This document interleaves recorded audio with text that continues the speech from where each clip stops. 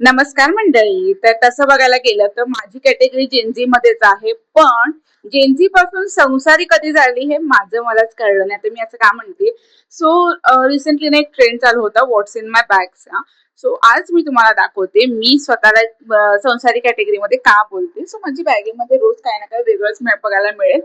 आज काय दाखवते, ह्याच्या आधी जेव्हा मी वर्किंग होती ऑलमोस्ट 4-5 वर्ष आधी, तेव्हा फक्त तुम्हाला स्किन केअर, ब्युटी ह्याच गोष्टी तुम्हाला भेटल्या असत्या. पण आता सगळ्यात पहिली इसेन्शियल गोष्ट, मला माहित आहे मी तेवढी पिते नाही पिते त्याच्याशी मतलब नाही, पण ही मला ऍक्च्युली आवडते कारण सध्या ट्रेंड चालू आहे आणि याच्यामध्ये स्ट्रॉ आहे जो मला पर्सनली आवडतो.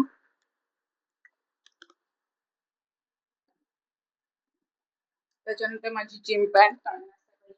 आज मी सकाळी योगाला गेली नव्हती, सो ती संध्याकाळी जाणार आहे. आणि आज माझा नाश्ता मिस झाला कारण नाश्ता जस्ट करायला बसणार, माझी क्लायंट 12:30 येणार होती, ती 12च्या आधीच आली. सो मला नाश्ता तसंच फेकावं लागलं. अन्नाचा अपमान करू नये, I know, but sometime it happens.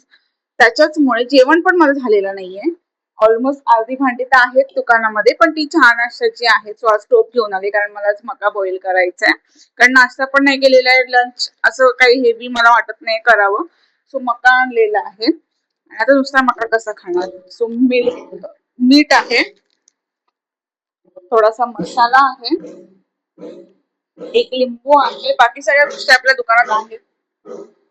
आणि मी संध्याकाळी जो योगावरनं जाऊन येईन तेव्हा आफ्टर वर्कआउट काहीतरी मील हवा असतो, त्यासाठी हा फाफडा चहा सोबत खायला.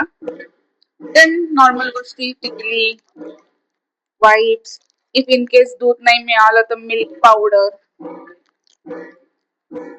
आणि मग last but not least, lipstick आणि काजळ. बिकॉज सध्या गरम एवढं होते ना की मेकअप करावंच वाटत नाही. मी जशी आहे तशी देते लिपस्टिक काजळ वरतीच.